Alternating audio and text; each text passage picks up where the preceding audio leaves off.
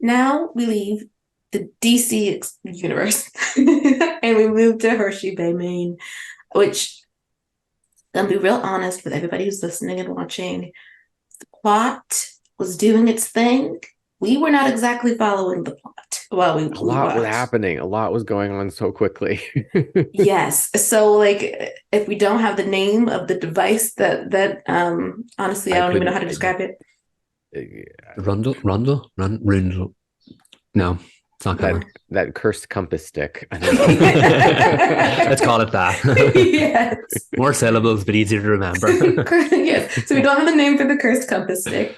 And I don't, but we were, so this was not a case of the week. It was, we finally delved fully into why the bodies had become zombies and what started trying to figure out exactly what is up with all of them being in their, are they before 30? Are they just turning 30? They're all younger than something. They never made it to 30, I think. Okay. And so we had the big board, like it's all hands on deck for the Drew crew, and everyone's trying to figure out what's going on. There's some etching on teeth which by the way, and I know I tweeted this, but I cannot, like, if that was my foot, if I got a tooth in my foot during the investigation, I am no longer investigating. She needed to go to the emergency room. Right. She did. Like it punctured her foot, and she could have gotten some of that water into the wound. And I know, thankfully, they didn't make anything of it. But me as an adult viewer, I'm like, is she okay? Is her foot okay? Is she gonna get like gangrene or something? I'm like, Bess, are you all right? They just popped that tooth right out of her foot and we went on. And I was like, no. It had thick spikes. Yeah. It really messed her up if it was stuck. It was lodged in her foot. They just the pressure on the wound, anything. And for them, it was a day ending, and why? And I'm just like, no. Do we need to? She could. We have antibiotics on deck. What's happening? Medical attention immediately. Even if she performed some kind of spell to close the wound. I know, my goodness. It's not really like important closure, but like I'm glad that we all kind of like. They should be more serious. Yeah, I know. But okay, so there's etching on the teeth, and I guess the etching grew onto the teeth, and it somehow is connected to some skulls. Drew skulls. See, this is what I meant. What the plot was plotting. I'm not there with it, but they're when the university so fast about everything, and I was like, oh, ping pong. I'm trying to listen to you guys, but I'm like zoning out for no reason. But I know there's so much that I missed in these conversations they were having. It's another one of those episodes where they just like drop you in. Mm-hmm. Remember that one time I told you guys that I was watching an episode and I was like, I missed an episode, and it was like, no, they just really they just dropped us right in the middle of it. That's what this felt like, because it was just like, oh, okay, I didn't know we were really starting off on full tilt, full pedal on the gas. Yeah. And when Nancy said we need a dentist, I was like, aha, I know where this is going. And then we got a nice scene between George and her dad, and it started really nice. And suddenly that exact scene was also the one that just started spouting all this information. I tell you, I blinked and I was like, wait, why are they at the zoo college? What are they looking for? I completely went over my head. I probably should have been paying more attention, but I was kind of hoping we'd get more from the George and her dad scene from that sequence. So I wasn't expecting all the supernatural mumbo jumbo to come at me that quickly. And then suddenly we were at college and they were trying to go into a dark room and look at skulls, which also had the markings on the teeth. Yeah. And then suddenly it became all about the Randall, and this guard suddenly had all this information. Randall, I just said it. I think that's the word. Well, the closure of the George and Edwin, I almost said Eugene. That story is, she gave her $30,000 and she's going to get twice a year teeth cleanings for free. Like that was it, right? Like they kind of found closure. Yeah, they did. I mean, he showed up and I was like, I don't really want you here, but if you're gonna be here, what are we doing? And then and then it really did start to spiral, and I was like, wait, no, I had a grudge, and now I had to like really pay attention to what Edwin is saying, and I was not paying attention to what you were saying, and it was a lot of information about how he'd went to college there, I guess, or he'd been to that college before and he had seen those skulls, which I was like, that's a great memory, because I know they had markings on them, but how long ago was that for you? I don't know if I would remember all the things I saw when I attended college, even if it was in a very creepy room. Mm-hmm. Hmm. But he was also, I don't, did y'all feel like he came out of nowhere with the I want to spend time with you thing? Yeah, it was like, oh, you needed a dental favor while I'm here. And then he got really like intimidated by Ryan, right? Mm-hmm. Well, he also wanted to like, he was like, oh, Nancy too. Like her dad was 18. And I love George being like, what, you want to join a club? You want to start a club? So was he kind of trying to reach for the fact that like Nancy had a strong relationship with her father who was young, but there was also clearly some friction there. So he thought, oh wait, I can do the same thing with George. Maybe that's where it came from. Because if I recall correctly, he did want to have her in his life, but she didn't want him. That's how it ended the last time, I believe. Valid. Yeah, exactly. So I mean, like, I don't not buy the fact that he would be like, since I'm here, can we spend some time together? Because he knew she needed him at that moment. But yeah, it just that was an important storyline, and I feel like it was dictated to by the plot of the episode, if you know what I mean. They Yeah. had to do and be exactly where the plot wanted them to be, and they're like, let's solve this mystery together, force them into speaking, and of course it happened, and that's normal. These kind of stories do get forced by things like that. But at the same time, I just kind of wanted a little bit more emotional weight. That last scene was kind of brilliant, but it took quite a while to get there, and we were just avoiding it up until that point. Just didn't land for me in the way I think they wanted it to. Yeah, I mean, stepping back out of it, it is lovely for George in the sense that, like, she will have her father in her life in some capacity, even if she's dictating what that is like. But in both sequences, what happens with George is forced upon her. Like her dad being there is because they need him, and Nancy is like, we need a dentist. Like he's coming, whether you want him to come or not. And then you have Bess doing the speed dating so that she can get the money she needs in order to pay for the semester. By the way, Bess was overcharging because what the hell is 1999? I would have left so quickly. What? Did it even come with a meal and a I beverage? don't. She said 2 drink minimum. Okay, but like, was there? Are you serving I prawns? have no idea. When she said 1999, I was like, come again? It better be quality. I know. I guess she's like, look, we need to get this money fast. And if you are single and you're ready to mingle, come down to the claw. Like, and so that's exactly what they did. But I kind of wish, that there had been more, with exception to her just deciding to take her father's $30,000, which the hesitation there, I know she's prideful, but it's $30,000. And the man was not in your life anyway. Take the money.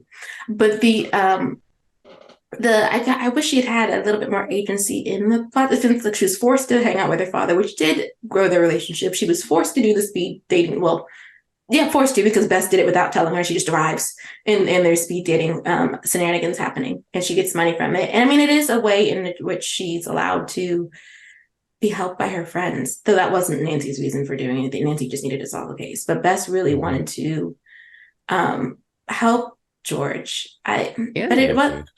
And Nancy, Bess is not being Team Ace lately, which is interesting to me as the one she's his platanker. But like she saw them like not really. It was awkward over there. I love that scene where it's Ace and Nancy talking in the woods, and Bess is right in the middle. She's like, "Oh, what's that over there? It's awkward. I'm gonna shuffle this way, but I'm still paying attention, and it is awkward over there." It's an interesting plot point that isn't really overtly mentioned because she was the agent of mobility for Nancy and Ace. She was like text her, and then I mean I'm sure she bugged Nancy about it too, but she really was on Ace's case about it. And now I guess it comes from a place of being a friend, seeing them in pain around each other and being like, how can I fix this? Obviously, them being together isn't an option right now. So let's get Nancy out there, which is clearly the last thing she needs from this episode, at least, because girl was going through it quietly. No, looked in, amazing, in ignoring it. Yeah. but she's a mess at the speed dating. Life story just on the table for She all called the to guy hear. Craig, and he's like, I'm Marcus. He said it's right on the tag. She just refused to read. And then we'll pivot it back to that awkward question. What was it? Do you do? I don't even know what. Oh, What? paddleboarding. She's like, Yes, oh the wait, one. do I paddleboard? I just didn't know reaction. No, poor Nancy. I do agree with you, Reed. I think it is that. I also think I wonder, Bess doesn't have a lot of family, that she feels tight with. Selfishly, are we like, look, he's my potanker and I love y'all, but I'm not gonna let him die because you want to experiment with this curse. Once we have, because she said to choose someone, she's like, yeah, to go out with someone who is not cursed. And I was like, oh, that's very harsh. Okay, sure. But it does feel true to nature with Bess because she always likes people around her to be happy and fun and have a fun time, whatever. So she distracted them with fun. It's not what Nancy needed, but they were doing it for George or whatever. So it does feel very in character for Bess. I did say I hate when they play her for last, but this is one that I feel really, really works. And at the same time, she does care deeply about her friends. So I understand her not supporting them being together if it would end up in their deaths. We're at that stage where we're like, oh, we had the ultimate stakes. We're not going to do it in case you die. But I'm sure at some point along the line, they'll all be like, let's try it again and see how it goes, because I feel like that's where the story's going. But from a natural standpoint, it feels right for Bess to be like that, because you wouldn't tell your friends to be together if it would result in their deaths. I know you try with the Drew crew, they're trying to find a loophole and whatever and work around that, but they're acting like real people at this point in time, and I can appreciate that because they don't want any of them to die. Makes sense. Moving into that, then the Ace conversation, it seems like Ace is more mature in love than Nancy is, because when we started the moment in the scene, she's obviously angry, but she's like, "You're the one who broke my heart." So like, basically, you don't get to be mad. And it's like, he did tell you didn't want to do that when you were having that conversation the first time around. And it's also like, it's be together or die. Like, I just don't think if you decide to be together, then he's potentially going to die and probably die horribly. So it's not like he just decided to, he didn't string you along and just decide he didn't want to be with you anymore. So the entry point into that conversation, I was like, girl, are we high on love right now? Is that what this is? I know she was at the table and she was like, how could you just give up on like the best kiss of your life? Like, and I was like, that's not what he gave up on. He gave up on the option of dying for that love. A reading that just came to me in this moment is that, like, yeah, she's obviously heartbroken that she can't be with Ace, but I think there's also a part of her, she had a lot of pride and she failed. She doesn't like failing. There was a failure in being together, and she's not someone who just gives up, and she feels like Ace just gave up when it's like, perhaps the stakes are too high and we need to take a beat and just find a way to be alive. But it goes against her spiritual belief system of giving up. I mean, I don't know if I'm reading too far into it, but that was just when you were saying that, it was just something that came into my head in that scene where she's so like full of anger and desperation still and mad at him for giving up after their failure. But I will say that thinking about that scene between them, regardless of anything else, I think it's one of my favorite kinds of scenes where like they each have their own perspective, their own feelings, both can be valid. And it was like such a successful argument to me. It was such a successful scene. Also because again, they act so well together. And it was, I think, well written as well, like dialogue wise. That sounded shady. I didn't mean it that way. Just stating the fact. But I think for me, it was a scene that was really successful that I enjoyed watching. And I think it's a kind of the kind of conflict that me as a viewer, I can respect if it makes sense to me. And I liked they each had their perspective and they can't agree, but both feel that they're right. And they're like, how do you not see this from where I'm coming from? And I like those kinds of scenes. And they found common ground in the end. And I think that's why it was so successful, because like you said, Reed, they had valid arguments on either side. and they did meet in the middle at the end because of that powerful scene. Because Nancy didn't like the fact that Ace was working with her as a colleague, and Ace didn't like the fact that Nancy was treating him badly or being angry at him because of the decision he made to save both of their lives. And they find the common ground at the end. And it was such a moving scene. And I like the fact that one of them Nancy went to hug Ace, and then he was like, just don't. It's much easier if we don't. And because we did say, like, what does acting on your feelings entail? What does that include any kind of physicality at all? And they're still dancing around that because we don't know the specifications of it. But they covered that so well because Is didn't want the hug because it would have been too painful. Just like he had to get out of the room last week or 2 weeks ago when he said that because it was too painful to be there. He needs time and he needs space. And of course, that hurts Nancy.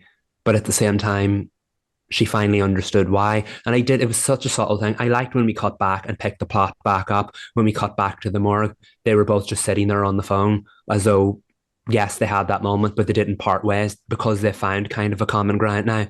They'll be able to work together now without having animosity between them. So the fact that it cut back to them at the very end when they were in the morgue together, and it just picked up like they were interrupted in any old scene. I thought that was very effective because they're going to have to find a way to work together going forward, and it feels like they have now. And I'm really going to drive my theory that we're working in thirds with or fourths, 3-episode 4. I don't know, whatever. I've been squeaking about it all season, so if you guys don't know by now, sorry, I can't explain it anymore. But like last week we had like grief avoidance. This week we had conflict, sort of like common ground. So I'm like, what is next week going to be? Are we inching toward the next third, which is going to be fourth? It's the fourth, right? 3x4. Yeah. Fourth recorder, one or the other. Again, I don't know. We're not doing fractions. If you follow me, you follow me. So like, are we inching toward the next phase, which everyone feels looming over us, is the other love interests? Because Hot Lobster Man has been absent. I think so. I think if it's not next episode, then it'll be the episode after that. Like if we don't get full blown, we really are leading into our love interest. I think to just go back to the conversation real quick, I think that this scene, and I'm thinking about this now as I listen to both of your opinions, that it told them a lot about themselves. Yeah. And how they conceive of love. Because Nancy has a very romantic idolization of what love is supposed to be. I want to know what the bookshelf looks like. Like, girl, how many desperate love stories have you read? Because he's like, he Romeo mentioned and Juliet, I will drink the vial for you. Yes, it very much was that. And she's like, you die for love. And Ace was like, that's not what love is. Like, love is, and he was angry about it too, like just angry in the hurt sense, like love is choosing to want what's best for somebody, exactly. Even if that's not you. And because he doesn't feel like they're good for each other in the sense of the curse, not because they would actually be very toxic in a relationship, but because the curse in itself is a form of toxicity. Like, we cannot be in a relationship in which we cannot actually act on our feelings in any way. And we cannot hold on to the idea that maybe if we break it, we can. Because what if we don't? One, that's painful. Two, it would be really hurtful for either of them to lose one another to death. So he just wants to cut it off, and find a way to be friends again. I did like that Nancy, this episode also establishes, I cannot do that with you. Like, I can't, maybe we can, and by the end, she kind of sees a way to which they can differentiate. But before that, she's like, yeah, colleagues is what it is. Like, I don't even really want to look at you right now. Like, it's really hard because they consider each other to be the love of their lives. Hey, I'm with you. Yeah. Yeah. And that is what it is in the plot. I think we're on record saying that they tend to do a little bit too much. We need a little more material. It's okay to admit that. Yeah, we just need a little more. I know for some of the fans, they don't if they're fully here on the page. Yes, love of each other's lives, but personally, the material's there, the longing and the passion, it's all there, and it works. It's more earned for some fans than not, and it's fine. It's okay. Mm-hmm. But taking that as how they feel about one another, if that is the love of your life, then the best thing you can do for that person is let them find love again elsewhere. It's a hard lesson for Nancy. It is a hard lesson for Nancy, and I kind of really love that Ace already knows it. And I have no idea if that's like just his conceptualization of his parents, because they both come from households in which the love is very apparent in the house, presumably. Now I'm thinking about him and his dad and his mom, and I don't know if we've clearly seen that all together, but let's just assume that that's the case. So that is how that's affected their feelings on love. And I think that's very mature. And I like that he like pulled her into the maturity of, we need to be realistic. I don't know. I just enjoyed it. They entered that argument like, I'm doing this because I love you. And she's like, but I want to do this because I love you. And it's like, well, we have one thing in common. It's just the execution we need to get on board with. Mm-hmm. And that's a tough disconnect.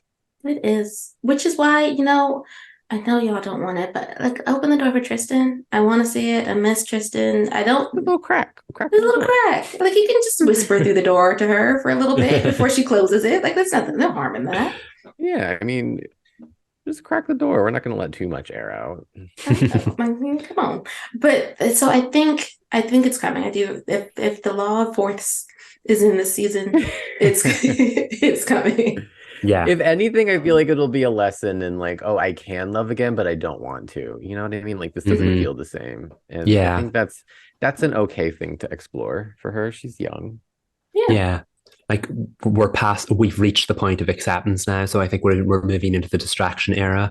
And then she'll eventually start feeling things and realize, I've got this, but this is not what I want, before we ultimately ramp go back up. Exactly. The final exactly. 2/3. Fourth. I can't do it. But we're my theory. It's my theory, and I can't explain it. But we're with you, and that's okay. If we do thirds, then it's fourths, but the 3-episode chunks is really what's throwing me off. Yeah. Oh, okay. It's 3 episodes, but there's 4 because that's the way that I mathed it. Because I'm not counting the finale. It's 12 episodes, so 3, 3, 3, 3. Got it. Okay, so law of fourths. That's where we are. Okay. What else happened in the episode? So we have Nancy being mad at Ryan for reasons, for being an artifact collector. I guess maybe potentially just not telling him, telling her, just being gone all the time is what she was angry about. There was no real explanation. Yeah, I was confused, but I let her have that one. I was like, you know what? You be mad in peace. I don't need to care about that right now.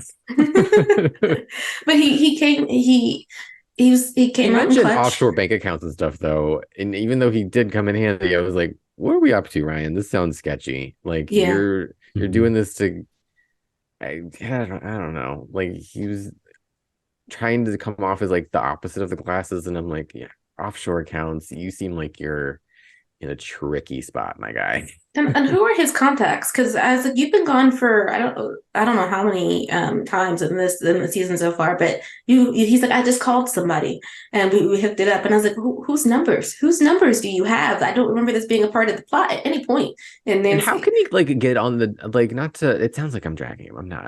I have questions as a viewer. It seemed like he like got on the dark web, and like this is a man who can like barely work an iPhone, I feel like, as rich and like successful as he is. Like he's more of like a smooth talker in person, but like he seemed like he's like, what is this? Like he's not like that kind of guy. And I'm like, I want to see Ryan do these things. I want to see it, not just him talking to that woman and getting the device. Like I want to see how he's like logging on to the dark web and like using fake phone accounts, and I don't know. I want to see it. Is this supposed to be one of them moments of growth where you look back and like, look where he was, and then you just remember that a year ago he was still Ryan Hudson, and he's experienced all of this growth in the year since. And like, well, that's a lot of growth. How did we get there? And I mean, in theory, I'm proud of the character that he feels like kind of like he likes investigating. Could that be how Nancy picked it up in the first place? Is there like the investigation gene in the family? He obviously likes this, and I thought that was a nice moment that the two of them kind of connected over that. He was like, I'm good at this too. And then she kind of backed off and she understood that. And I was like, yeah, that's totally fair. But I know I do agree. I feel like that storyline needs a little bit more, not even what's going on behind the scene, what's going on in front of the scenes, because there's an awful lot of how did he get from out of nowhere? Yeah, exactly. How did he get from A to B? Yeah, and I know they've been, again, it's only been 30 days since season three, and there was no reference to this in season three. Um, and this is what his big like job that he's been going on about, his consultant job he's been going on about. I get the fact that he wants to do it to get one over on the glasses and ultimately take them down. And I'm like, oh, this is interesting. Where is it going? But aside from where it's going, it feels like where did it come from in the first place? Because they could have done a little bit more. Yeah, but I guess it's kind of like when maybe I shouldn't be not ragging, but questioning because somehow Nick has contacts in Ellsworth himself, and I just let that one rock. Maybe it's because it's Nick, and I believed it. but speaking of Nick, we did the Red Sea this episode, which was interesting. My favorite line in the episode, I think, was an act of Bess. Yes. Yes.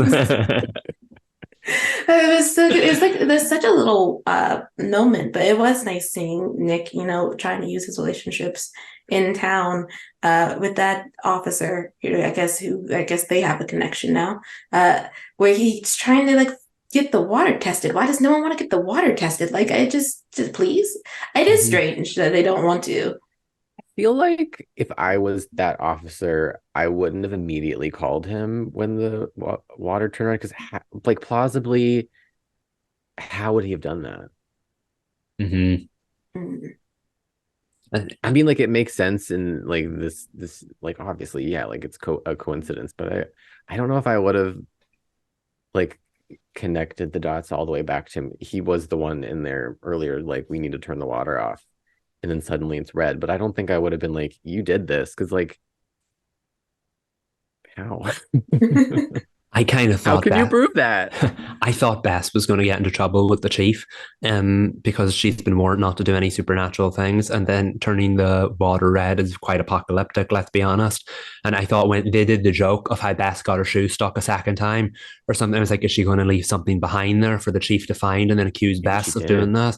But then the chief was in the episode, nothing happened. So who knows? Maybe it's an ongoing storyline. But yeah, I mean, I'm glad they got the water shut off. I just wonder if, like you guys just said, will it come back to bite either one of them too? I thought that the act of Bess though is so dramatic. Why red?